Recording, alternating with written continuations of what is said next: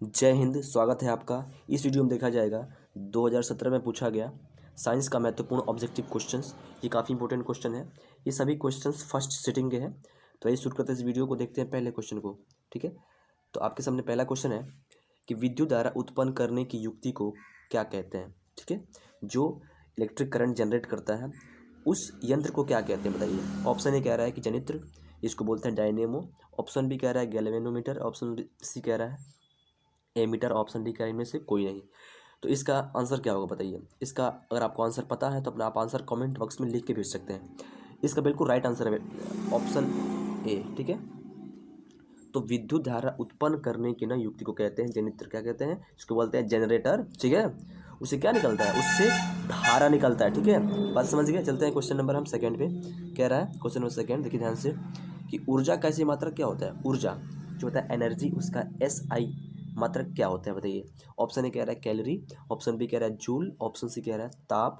Option D कह रहा है इनमें से कोई नहीं। तो आपका आंसर क्या होना चाहिए बताइए। इसका आंसर क्या होगा। तो इसका बिल्कुल right answer friends option B joule है। क्या है, जूल होता है। ऊर्जा क्या होता है इससे मात्रक, तो जूल होता है। ठीक है, चलते हैं क्वेश्चन नंबर 3 पे। कह रहा है 3 नंबर क्वेश्चन, निम्नलिखित में से किसका अर्थ जल होता है। मतलब कहना है इन चारों ऑप्शन में से किसका मीनिंग, किसका मतलब जल होता है। ठीक है, तो ऑप्शन ए कह रहा है पेट्रो। पेट्रो का होता नहीं है। टर्बो, इसका भी नहीं होता है। नाइट्रो भी नहीं होता है। हाइड्रो। तो दोस्तों इस क्वेश्चन का आंसर क्या होना चाहिए, तो option D is right answer. Hydro मतलब क्या होता है, जल होता है। ठीक है, पेट्रो मतलब क्या होता है कि पेट्रोलियम चीज होता है, पेट्रोलियम पदार्थ। ठीक है, नाइट्रो मतलब क्या होता है, नाइट्रोजन के जितने हो सकते हैं उसके अवयव या फिर ऑक्साइड वगैरह। ठीक है, लेकिन हाइड्रो मतलब क्या होता है, हाइड्रो मतलब जल होता है। ठीक है, चलते हैं क्वेश्चन नंबर 4 पे। और कह रहा है, देखिए ध्यान से, निर्वात में प्रकाश की चाल क्या होती है, यानी वैक्यूम में लाइट की स्पीड कितनी होती है बताइए। आपके सामने ऑप्शन 4 दिए गए हैं। ऑप्शन ए कह रहा है कि 3 × 10⁸ मीटर प्रति सेकेंड।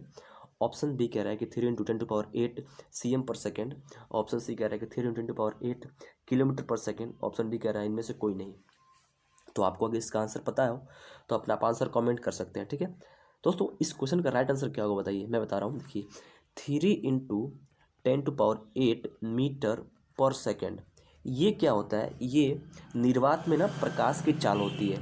ठीक है, light, speed of light in vacuum. ठीक है, ये होता है 3 × 10⁸ ठीक है, अगर अगर अगर यहाँ पे ऐसे लिख दे 3 × 10⁵ किलोमीटर पर सेकेंड, तो ये भी सही है। ठीक है, यानी हम कह सकते हैं इजिली कि 3 लाख किलोमीटर पर सेकेंड होती है। यानी एक सेकेंड में कितनी किलोमीटर पहुंचती है, तो चलती है 3 लाख किलोमीटर।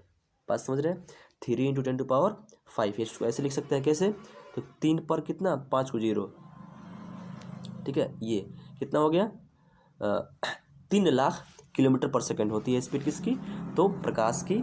ठीक है ना, किसमें, निर्वात में। तो देखिए ध्यान से, अगर अगर यहाँ पे 3 × 10⁻, यहाँ पे 5 हो, तब यहाँ पे क्या होना चाहिए, किलोमीटर होना चाहिए। ठीक है, अगर यहाँ पे 8 दे दे, 8, तो यहाँ से के वाला ये वाला है, ये हट जाएगा। ठीक है, यहाँ पे सिर्फ कितना हो जाएगा, मीटर पर सेकेंड। बात समझ रहे हैं। तब अगर हम बात करें सिर्फ मीटर में कितना होगा, तो 3 पर लगा लीजिए कितना जीरो 8 को 0, 1 2 3 4 5 6 7 8, 1 2 3 4 5 6 7 8। ठीक है, तो 3 पर कितना जीरो, 8 जीरो लग गया। ठीक है, इकाई, दहाई, सैकड़ा, हजार, 10,000, लाख, 10 लाख, करोड़, 10 करोड़, 30 करोड़ मीटर पर सेकेंड होगी। इस तरीके से निर्वात में प्रकाश की चाल। तो निर्वात में प्रकाश की चाल अगर बताएंगे मीटर में तो कितनी होगी, 30 करोड़ किलोमीटर। ठीक है, अगर ऐसे बताना होगा किलोमीटर में तो कितनी होगी, 3 लाख किलोमीटर। बात समझ गए। चलते क्वेश्चन 5 पे। तो आपके सामने 5 नंबर क्वेश्चन कह रहा है कि प्रकाश के परिवर्तन के नियम, प्रकाश के परिवर्तन के नियम निर्धारित होते हैं। ठीक है, तो प्रकाश के परिवर्तन के नियम कैसे होते हैं निर्धारित। ठीक है, तो इसके 4 ऑप्शंस हैं जो कि इसके नेक्स्ट स्लाइड पे है। ठीक है, तो आपको पता हो तो अपना आंसर कमेंट कर सकते हैं। ठीक है, चलिए चलते हैं उस ऑप्शन में, देखते हैं उसको क्या है। वो 4 ऑप्शंस हैं। ऑप्शन ए कह रहा है कि आपतन कोण, ऑप्शन ए कह रहा है आपतन कोण बराबर परिवर्तन कोण। ऑप्शन बी कह रहा है कि परिवर्तन कोण बराबर अपवर्तन कोण। ऑप्शन सी कह रहा है कि आपतन कोण बराबर विचलन कोण। ऑप्शन डी कह रहा है इनमें से कोई नहीं। तो बताइए कि प्रकाश के परिवर्तन का नियम कैसे करते हैं निर्धारित, बताइए। इसमें इन चारों में से ऑप्शन हमारा कौन सही होगा। तो इस क्वेश्चन का ना इन चारों ऑप्शन में से जो राइट आंसर होगा वो है ऑप्शन ए। क्या है? ऑप्शन ए, यानी आपतन कोण परावर्तन कोण के बराबर होता है प्रकाश के परावर्तन के नियम में। ठीक है, समझ गए। चलते क्वेश्चन नंबर 6 पे। कह रहा है कि लेंस में मुख्य फोकस की संख्या कितनी होती है? भाई अब कौनों लेंस है, उत्तल लेंस है अवतल लेंस है, भाई मुख्य फोकस तो दो ही होते हैं, आजू बाजू दाएं बाएं दो ही ना होते हैं। संख्या कितनी होती है? दो होती है। तो हमारा क्या होगा answer? Option A is right answer. ठीक है, ऑप्शन ए में क्या दिया है? दो। तो लेंस में मुख्य फोकस की संख्या दो होती है। ठीक है, चलते हैं क्वेश्चन नंबर 7 पे। तो आपके सामने क्वेश्चन नंबर 7 कह रहा है कि ताप बढ़ने से चालक का प्रतिरोध, ताप बढ़ने से चालक का प्रतिरोध क्या होता है? ठीक है, तो इसका ऑप्शन आपके सामने है। ऑप्शन ए कह रहा है बढ़ता है, ऑप्शन बी कह रहा है घटता है, ऑप्शन सी कह रहा है बढ़ता घटता नहीं है, ऑप्शन डी कह रहा है इनमें से कोई नहीं। तो आपका आंसर क्या होगा बताइए? इसका आंसर क्या होगा? ताप बढ़ने से चालक का प्रतिरोध क्या होगा? तो इसका आंसर क्या होगा? तो ताप बढ़ने से चालक का प्रतिरोध बढ़ता है। क्या होता है? बढ़ता है। प्रतिरोध क्या होता है? ताप बढ़ने से बढ़ता है। ठीक है, ये चालक का अगर यहाँ कह दे अगर यहाँ पे अर्धचालक, तो यहाँ पे क्या होगा? प्रतिरोध घटेगा ताप बढ़ने से, ये बात सोचिएगा। और ताप बढ़ने से चालक का अगर पूछे तो प्रतिरोध बढ़ता है, और अगर पूछे आपको सेमीकंडक्टर या फिर पूछे आपसे अर्धचालक, तो इसका प्रतिरोध क्या होगा? ताप बढ़ने से घटेगा। बात समझ गए ना? चलते हैं क्वेश्चन नंबर, हम अब चलते हैं केमिस्ट्री के सेक्शन पे। इसमें क्वेश्चन फर्स्ट चलते हैं। तो आपके सामने कह रहा है पहला क्वेश्चन केमिस्ट्री का कि शाक सब्जियों का विघटित होकर कंपोस्ट बनना किस प्रकार की अभिक्रिया है? शाक सब्जी जब विघटित होकर कंपोस्ट बनता है, कंपोस्ट, ठीक है, तो किस प्रकार की प्रक्रिया होती है? भाई खाद जो होता है, कंपोस्ट खाद, ठीक है, तो उसमें आप देखते हैं ना थोड़ा ऊष्मा निकलती है, ऊष्मा निकलती है, उसमें क्या होती है? ऊष्माक्षेपी अभिक्रिया होती है। क्या होती है? ऊष्माक्षेपी। Option B is right answer. ठीक है, क्या हो जाएगा आंसर हमारा? Option B. Question number second कर रहा है केमिस्ट्री का कि उपचयन वह अभिक्रिया है जिसमें, उपचयन माने क्या होता है? जिसमें उपचयन को देखिए ऑक्सीकरण भी बोलते हैं। क्या बोलते हैं? उपचयन को ऑक्सीकरण भी बोलते हैं और अपचयन को अवकरण बोलते हैं। ठीक है, तो उपचयन वह प्रक्रिया है जिसमें क्या होगा आंसर हमारा? जब ऑक्सीकरण या उपचयन होगा तो उसमें ऑक्सीजन का योग होगा और हाइड्रोजन का वियोग होगा, यानी वहाँ से हाइड्रोजन निकलेगा, ऑक्सीजन जुटेगा। तो आंसर हमारा क्या हो जाएगा? ऑप्शन, ये आप देखिए ध्यान से, ऑप्शन यहाँ पे डी होगा। ठीक है ना, ऑप्शन डी, यानी सभी हो जाएगा। बात समझ रहे हैं? यानी उपचयन वह प्रक्रिया जिसमें ऑक्सीजन का योग होता है, हाइड्रोजन का वियोग होता है, इलेक्ट्रॉन का त्याग होता है, और यह क्या है? सभी सही है यहाँ पे ऑप्शन। ठीक है, चलते हैं क्वेश्चन नंबर 3 पे। कह रहा है 3 नंबर क्वेश्चन, विद्युत अपघटन में विद्युत के द्वारा कोई चीज़, कुछ विलयन का अपघटन कराया जाता है, कोई यौगिक का अपघटन कराया जाता है, तो बताना है आपको। विद्युत अपघटन में इलेक्ट्रॉन मुक्त होता है, इलेक्ट्रॉन मुक्त होता है, कहाँ पर मुक्त होता है बताइए? तो ऑप्शन ए कह रहा है एनोड पर, ऑप्शन बी कह रहा है कि कैथोड पर, ऑप्शन सी कह रहा है दोनों पर, ऑप्शन डी कह रहा है इनमें से कोई नहीं। तो इसका राइट आंसर क्या होगा बताइए? आपको पता हो इसका आंसर तो अपना आंसर कमेंट कर सकते हैं। ठीक है, इसका राइट आंसर हो जाए ऑप्शन ए, एनोड पर। क्या होता है? एनोड पर होता है। तो विद्युत अपघटन प्रक्रिया में ना इलेक्ट्रॉन जो होता है मुक्त, वो होता है एनोड पर। ठीक है, चलते हैं क्वेश्चन नंबर हम 4 पे।